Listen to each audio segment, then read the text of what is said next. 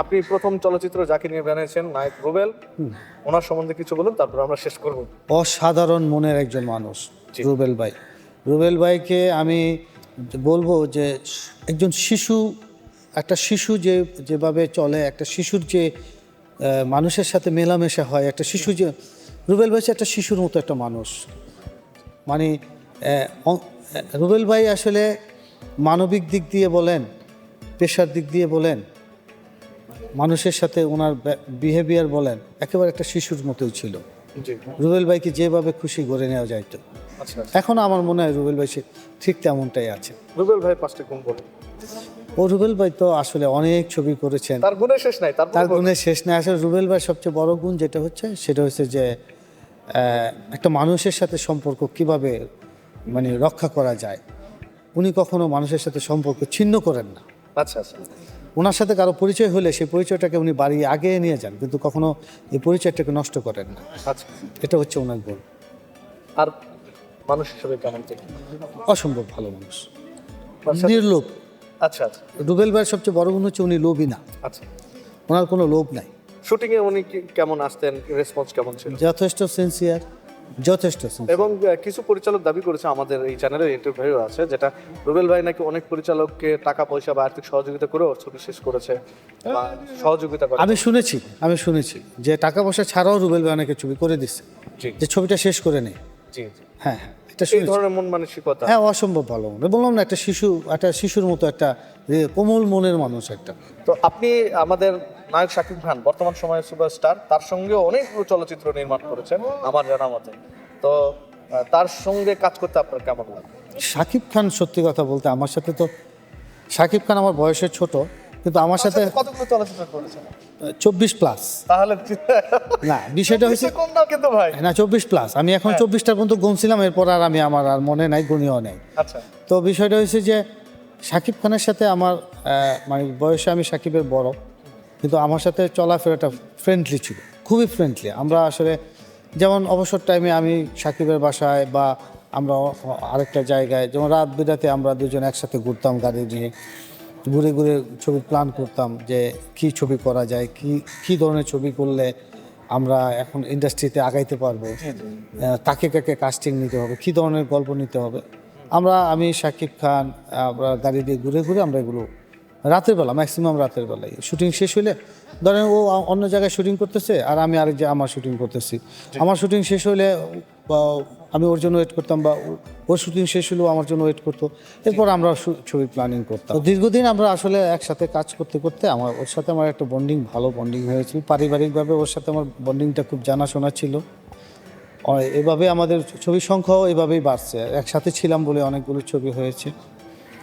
আর শাকিব খানকে আসলে সত্যি কথা বলতে মান্না ভাইয়ের মতো বাংলাদেশে আরেকটা আর্টিস্ট আমি দেখছি যে সিনেমার প্রতি যার অগাধ ভালোবাসা। জি। ও যখন মাঝখানে আমাদের ছবি খুব কম ছিল, ওর হাতে একটা দুটো ছবি ছিল, বা অনেক সময় ছবির কাজ মাঝখানে 6 মাস ছিল না, ও কিন্তু কখনোই ওই গ্যাপ টাইমটা কখনোই কিন্তু চলচ্চিত্রের বাইরে কাটায় নাই। হয় ও জিম করছে, অথবা মুভি দেখতো, অথবা মানে কিভাবে নিজেকে আর একটু সামনের দিকে এগিয়ে নিয়ে যাওয়া যায়, সারাক্ষণই মুভিতে ডুবে থাকতো। অনেকে মনে করতো যে শাকিব খান শিডিউল ফাঁসায় দেয়, একটু দেরি করে আসে। আমি কাছে থেকে দেখতাম তো, একটা ছেলে বা একটা মানুষ যখন 24 আওয়ার্স পরিশ্রম করে, তার রেস্ট নেওয়ার কোনো সুযোগ থাকে না। ওই সকালটায় হয়তো একটু 1-2 ঘন্টা উঠতে অথবা ঘুমাইতে দেরি হইতো, কিন্তু সে কখনো ইচ্ছে করে কখনো শিডিউলে বলতো না যে আমি যাব না। যতটুকু সম্ভব তার শরীরে যতটুকু শক্তি থাকতো সে ফিল্মে কাজ করতো। আমি এটুকু বলবো যে শাকিব খান আজকে বড় হওয়ার পেছনে তার পরিশ্রম, তার ইচ্ছা। হার্ডওয়ার্ক। তার ইচ্ছা। আপনি তার সম্বন্ধে একটু কয়েকটা গুণের কথা বলুন, যেটা আমাদের দর্শক জানবে, যেহেতু আপনি তার কাছের মানুষ, বন্ধুর মতো।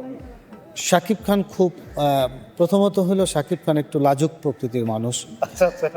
ও সমাজের বেশি মানুষের সাথে মিশতে চায় না। জি।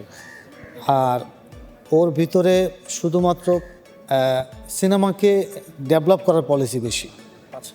কিভাবে সিনেমা ডেভেলপ করা যায়, নিজেকে ডেভেলপ করা যায়, কিভাবে ছবি সংখ্যা না বাড়ে ছবিকে কিভাবে আসে আমাদের পার্শ্ববর্তী দেশ যারা ইন্ডিয়া, হ্যাঁ বলিউড, ইন্ডিয়ার সাথে তুলনা করতো না, কিন্তু কিভাবে আমাদের এই যারা প্রবাসী আছে বাংলাদেশি বিশ্বে এদের কাছে আমাদের ছবিগুলো পৌঁছানো যায়, এরা কীভাবে দেখবে, কারণ এরা তো সারা ওয়ার্ল্ডের ছবি দেখে।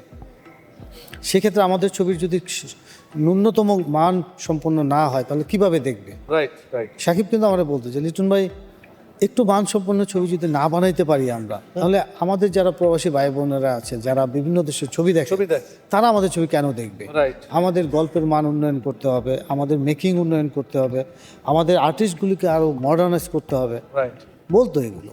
এবং ওরা আমি দেখতাম যে আসলে অনেকটা গবেষণা করে চলচ্চিত্র নিয়ে, খুব গবেষণা করে। মানুষ হিসেবে কেমন হলো?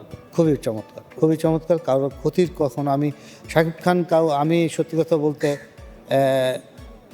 একটা আর্টিস্ট হয়ে কখনো আমি শুনি নাই আরেকটা আর্টিস্টের সমালোচনা শাকিবের মুখে। তার বিষয়ে অনেক আমি কোনোদিন কখনোই আমার যতদিন শাকিব ছিল ততদিন আমি শুনি নাই যে শাকিব একটা আর্টিস্ট হয়ে আরেকটা আর্টিস্টের সমালোচনা করছে, কখনোই না। আমাদের এই বর্তমান চলচ্চিত্রের যে দুরবস্থা, এখান থেকে কাটিয়ে তোলার জন্য বা নতুন আর্টিস্ট সৃষ্টি করার জন্য শাকিব ভাইয়ের কোনো ভূমিকা রাখা যায় কি? শাকিব খানের ভূমিকা তো আসলে শাকিব খান তো ভূমিকা রেখেই দিছে, বাংলাদেশের চলচ্চিত্রকে শাকিব খান আন্তর্জাতিক পর্যায়ে নিয়ে গেছে। ওর ভূমিকা ও যথেষ্ট ও জায়গা থেকে ও যথেষ্ট ভূমিকা পালন করছে। এখন ভূমিকা রাখবে বাংলাদেশের মানুষ, যারা প্রযোজক, যারা পরিচালক, তারা এখন নতুন নতুন, যেমন আমার মনে আছে যে রাজীব ভাই যখন এফডিসির এমডি হয়ে আসলেন তখন উনি 4 লাখ টাকার যে পার্টি হওয়ার যে একটা নীতিমালা ছিল, সেখানে উনি 1 লাখ টাকায় পার্টি হওয়ার জন্য সবাইকে সুযোগ করে দিলেন যে 1 লক্ষ টাকা জমা দিয়ে এফডিসির ফুল ফ্যাসিলিটিস পাওয়া যাবে। তখন কিন্তু মানে এত ছবি একসাথে শুরু হয়েছিল, সে মানে প্রতিযোগিতা হয়ে যেত যে কে ক্যামেরা আগে পাবে, কে শিডিউলে ফ্লোর আগে পাবে, কে সাউন্ড কমপ্লেক্স আগে পাবে। তো আসলে আমাদের এখানে একটু সুবিধা দিতে হবে।